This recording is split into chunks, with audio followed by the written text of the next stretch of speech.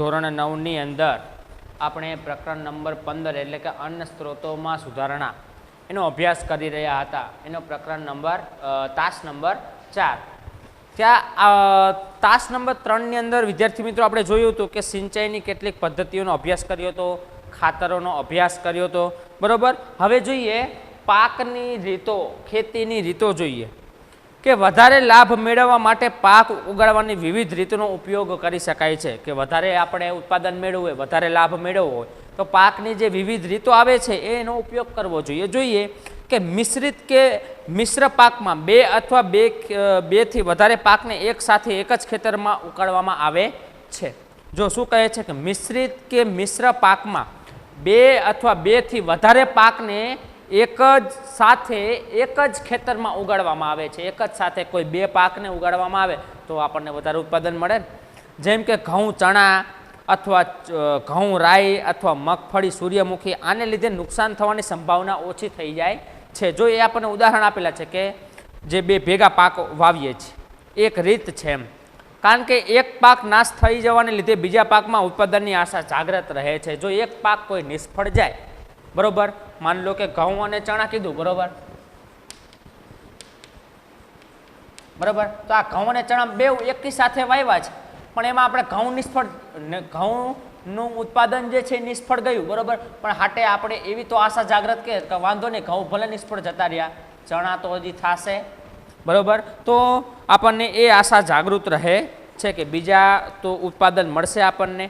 કે આંતર પાક ઉછેર પદ્ધતિમાં બે અથવા બેથી વધારે પાકને એક સાથે એક ખેતરમાં નિર્દેશિત માળખામાં ઉગાડાય છે.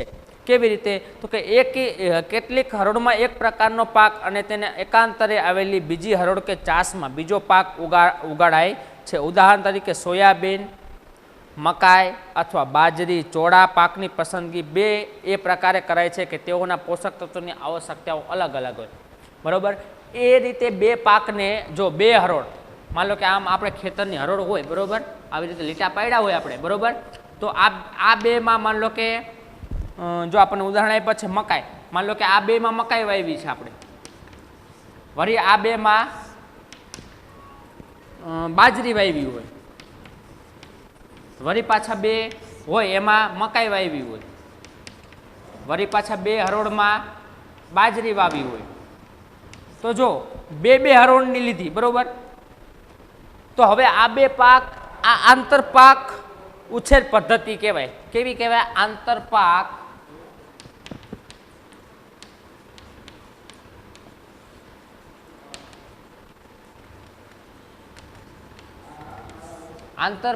ઉછેર પદ્ધતિ. તો હવે આમાં કેવું થાય કે આપણે જે બે પાક આ તૈયાર કરીએ, જે બે પાક આપણે પસંદ કરીએ છીએ, બરોબર, કે આંતર પાક ઉછેર પદ્ધતિ દ્વારા આપણે બે પાક વાવીએ છીએ, પણ આ જે બે પાક છે મકાઈ અને બાજરી, તો આ બેયના પોષક તત્વો બેયને કેટલા જ હોય છે? બેયના અલગ અલગ પોષક તત્વો ખેંચવાની ક્ષમતા હોય છે. બેયના પોષક તત્વો અલગ અલગ હોવા જોઈએ.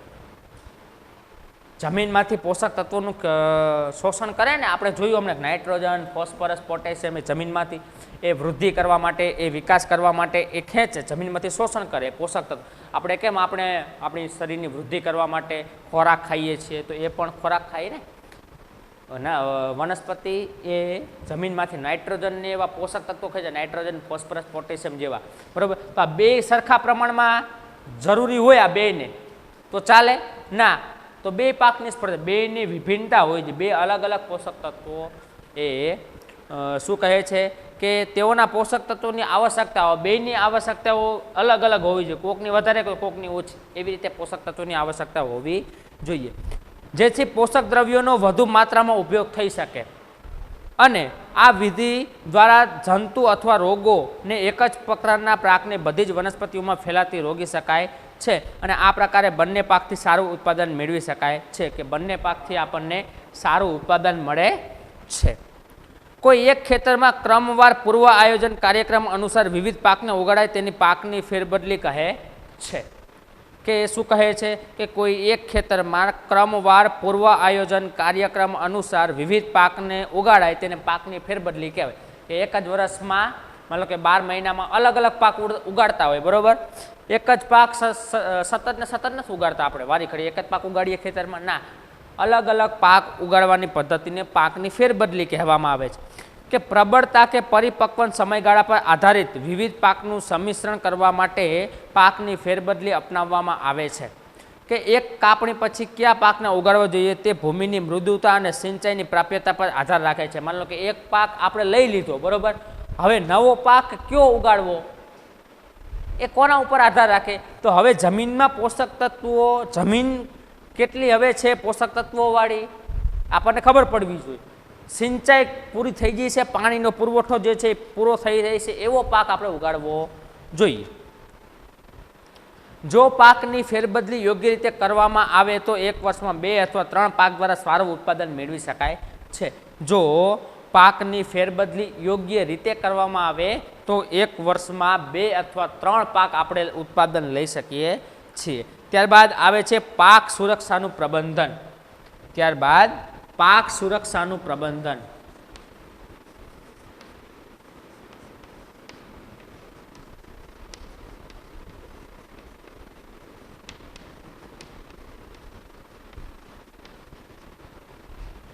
જોઈએ આ ટોપિકમાં શું કહે છે કે ખેતરોમાં પાકને નીંદણ, કીટકો, જંતુઓ અને રોગોથી નુકસાન થતું હોય છે. આપણે જોઈએ છીએ કે ખેતરમાં પાક બગડી જાય, બરોબર, નાના નાના કીટકો એને ખાઈ જતા હોય, બરોબર. તો આ જો યોગ્ય સમય નીંદણ તથા જંતુઓનું નિયંત્રણ ન કરવામાં આવે તો પાકને ખૂબ જ નુકસાન થાય છે. આપણે જંતુઓને મારી નાખવા માટે રાસાયણિક દવાઓનો ઉપયોગ કરતા હોઈએ, બરોબર. તો જો આ નિયંત્રણ એ રોગનું અથવા એ કીટકોનું, એ જંતુઓનું જો યોગ્ય રીતે નિયંત્રણ કરવામાં ન આવે તો પાકને નુકસાન થાય છે. અને નીંદણ ખેતી ઉપયોગી ભૂમિમાં આવશ્યક વનસ્પતિઓ છે. ઉદાહરણ તરીકે ગાડરિયું, ઝેન્થિયમ, ગાજર ઘાસ, મોથા, તે નીંદણ ખોરાક, સ્થાન અને પ્રકાશ માટે સ્પર્ધા કરે છે. કે નીંદણ પોષક તત્વો પણ મેળવે છે જેનાથી પાકની વૃદ્ધિ ઓછી થઈ જાય છે. એટલા માટે સારી ઉપજ માટે પ્રારંભિક અવસ્થામાં જ નીંદણને ખેતરોમાંથી કાઢી નાખવું જોઈએ. કે વધારાનું કોઈ ઘાસ હોય, બરોબર, એવા નાના નાના કીટકો હોય, એ પાકની પ્રારંભિક સ્થિતિમાં જ આપણે એને કાઢી નાખવું જોઈએ. એ નીંદણને બધું કાઢી નાખવું જ જોઈએ. કે સામાન્ય રીતે કીટક જંતુઓ 3 પ્રકારે વનસ્પતિઓ પર આક્રમણ કરે છે. કે નાના નાના સૂક્ષ્મજીવો હોય, કીટકો હોય, એ વનસ્પતિ ઉપર મોટે ભાગે 3 પ્રકારે આક્રમણ કરતા હોય. કયા 3 પ્રકારે આક્રમણ કરતા હોય? એક તો જો મૂળ, પ્રકાંડ અને પર્ણોને કોતરી નાખે. મૂળને કોતરી નાખે, પાંદડાઓ હોય એને કોતરી નાખે, બરોબર, પ્રકાંડ એ જે વચ્ચેનો ભાગ જે છે એને કોતરી નાખે, બરોબર, એ આપણે જોતા હોઈએ છીએ. બીજું છે તે વનસ્પતિઓના વિવિધ ભાગોમાંથી કોષોનો રસ ચૂસી લે છે. વનસ્પતિના જે કોષો હોય એમાંથી મોટા ભાગનો રસ એ જીવજંતુઓ ચૂસી લે છે. અને ત્રીજું છે તે પ્રકાંડ અને ફળોમાં છિદ્ર કરી નાખે છે. તે પ્રકાંડ અને ફળોમાં આપણે જે યોગ્ય પાક લેવાનો હોય, જે ફળ લેવાનું હોય, બરોબર, એને એમાં કાણા પાડી દે, છિદ્ર પાડી દે, બરોબર. આ 3 પ્રકારે નુકસાન કરે છે. તો આ પ્રકારે તે પાકને ખરાબ કરી નાખે છે અને પાકની ઉત્પાદનમાં ઘટાડી નાખે છે. આ રીતે પાકને નુકસાન કરે છે. પરિણામે આપણે પાકનું ઉત્પાદન કેવું આવે? ઘટી જાય છે. તો વનસ્પતિઓમાં રોગ, બેક્ટેરિયા, ફૂગ અને વાયરસ જેવા રોગકારકો થાય છે. કે વનસ્પતિમાં રોગ કોના દ્વારા થાય? વનસ્પતિમાં રોગ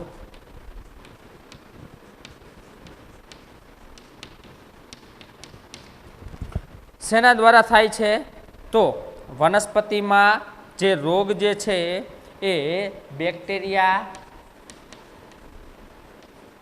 પછી ફૂગ અને વાયરસ દ્વારા થાય છે.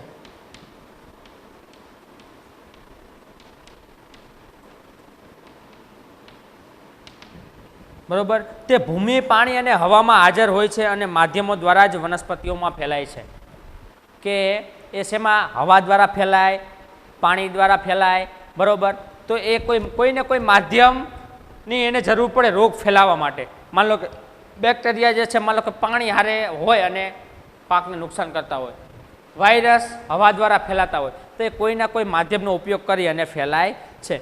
કે નીંદણ, કીટકો અને રોગો પર નિયંત્રિત જુદી જુદી રીતો દ્વારા કરી શકાય છે. કે આમાં સૌથી વધારે પ્રચલિત રીત જંતુનાશક રસાયણના ઉપયોગની છે. આપણે કીધું ને કે જંતુનાશક રસાયણનો આપણે ઉપયોગ કરીએ છીએ. રાસાયણિક કેમિકલનો આપણે ઉપયોગ કરતા હોઈએ છીએ કે જંતુનાશકને મારવા માટે.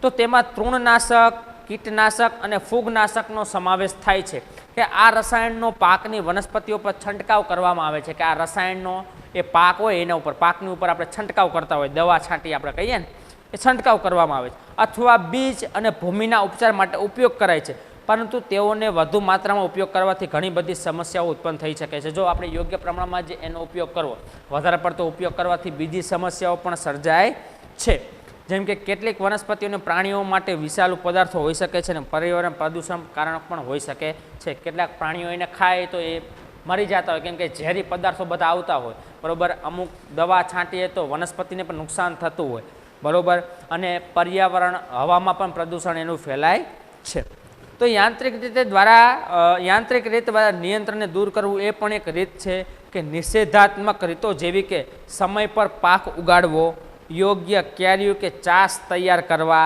આંતરિક પાક લેવા અને પાકની ફેરબદલી કરવી આ બધી પદ્ધતિઓ દ્વારા નિંદણને પણ નિયંત્રિત કરવામાં મદદરૂપ થાય છે શું કરવાનું કહે છે કે યોગ્ય રીતે સમય થઈ જાય ત્યારે પાક ઉગાડી જ દેવો જોઈએ પછી પાક ઉગાડ્યા પછી યોગ્ય ચાસ લેવા પડે યોગ્ય ક્યારી કરવી આપણે ક્યારી કરીએ ને પછી પાક ઉગાડ્યો હોય ચારા કરીએ આપણે ચારા બરાબર યોગ્ય ચારા પછી અહીંયા જો આપણે પાક ઉગાડ્યો વળી પાછું અહીંયા બીજું ચારો હોય વળી પાછો પાક ઉગાડ્યો હોય અહીંયા આપણે પાણી પાતા હોય આ બધાને બરાબર તો એવી રીતે યોગ્ય ક્યારીઓ કે ચાસ તૈયાર કરવા આંતરિક પાક લેવા કે બે પાકો ઉગાડવા બરાબર પાકની ફેરબદલી કરવી યોગ્ય રીતે પાકની ફેરબદલી પણ કરવી જોઈએ બરાબર તો આ બધી પદ્ધતિઓ છે તો એના દ્વારા પણ નિંદણને નિયંત્રણ રાખવામાં મદદરૂપ થાય છે કે જંતુઓ પર નિયંત્રણ મેળવવા માટે પ્રતિરોધકતાની ક્ષમતા વધારવી જાતોનો ઉપયોગ અને ઉનાળામાં હળ ચલાવીને કે હળથી ખેડીને કેટલીક નિષેધાત્મક પદ્ધતિનો ઉપયોગ કરી શકાય કે આ પદ્ધતિમાં નિંદણ અને હળ જંતુઓનો નાશ કરવા માટે ઉનાળાની ઋતુમાં ઊંડાઈ સુધી હળ ચલાવાય છે કે નિંદણનો નાશ કરવા માટે ઉનાળાનો દિવસ હોય તો ઊંડાણથી થોડુંક ખેતી કરવામાં ઊંડાણથી ખેડવામાં આવે છે કે જેનો નાશ કરી શકાય કોનો નિંદણનો નાશ કરી શકાય હવે ત્યારબાદ આગળનો ટોપિક છે કે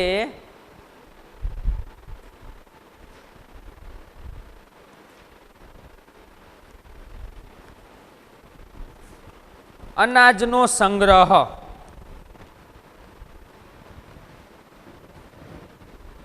આગળનો ટોપિક છે મિત્રો અનાજનો સંગ્રહ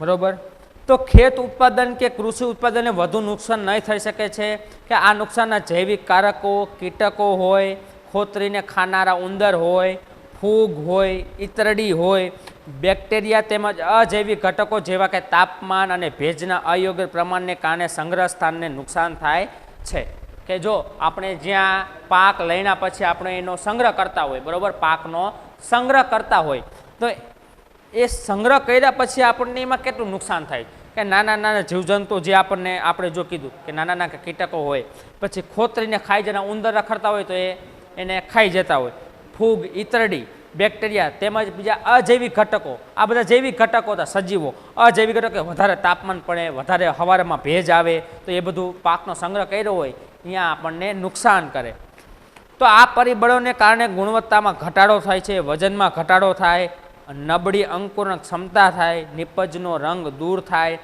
જેને કારણે બજાર કિંમત ઘટે છે જો એ વધારે પડતું તાપમાન થાય અથવા તો વધારે પડતો હવારમાં ભેજ આવે પાણી લાગી જાય તો એનો એક તો જો જેટલો વજન હોય એ પાકનો વજનમાં ઘટાડો થાય બરાબર પછી એની જે ગુણવત્તા હોય ક્વોલિટી એમાં ઘટાડો થાય પછી એમાંથી નવું બીજ આપણે વાવવું હોય એને વાવવું હોય તો એ નબળું બીજ થઈ ગયું એની અંકુરણ ક્ષમતા ગુમાવી દીધી પછી એનો જે રંગ હોય એ રંગ દૂર થતો હોય એટલે એના કારણે પછી આપણે વેચવા જઈએ તો બજાર કિંમત કેવી આવે ઘટી જાય છે તો આ પરિબળો પર નિયંત્રણ મેળવવા માટે યોગ્ય ઉપચાર અને સંગ્રહનું પ્રબંધન કરવું જોઈએ કે આપણે યોગ્ય રીતે એનું પ્રબંધન કરવું જોઈએ યોગ્ય રીતે એનો સંગ્રહ કરવો જોઈએ કે નિરોધક અને નિયંત્રણ પદ્ધતિઓનો ઉપયોગ કરતા પહેલાં ઉત્પાદનની નિયંત્રિત રીતે સફાઈ કરીને સારી રીતે સૂકવવામાં આવે છે, પહેલાં સૂર્યના પ્રકાશમાં અને પછી છાંયડામાં કે રસાયણયુક્ત તથા ધુમાડાનો ઉપયોગ કરાય છે, જેથી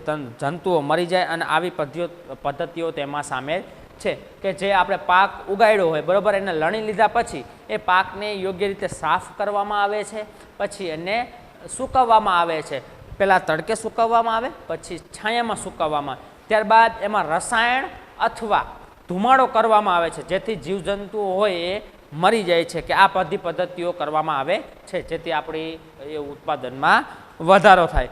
અને હવે મિત્રો ત્યારબાદનો ટોપિક જે છે પશુપાલન, એ આપણા જે છે એ રિમૂવ કરી નાખ્યો છે, તો એ આપણે ભણાવતા નથી. તો અહીંયા જે આપણો આ પાઠ જે છે 15મો એ અહીંયા પૂર્ણ થાય છે.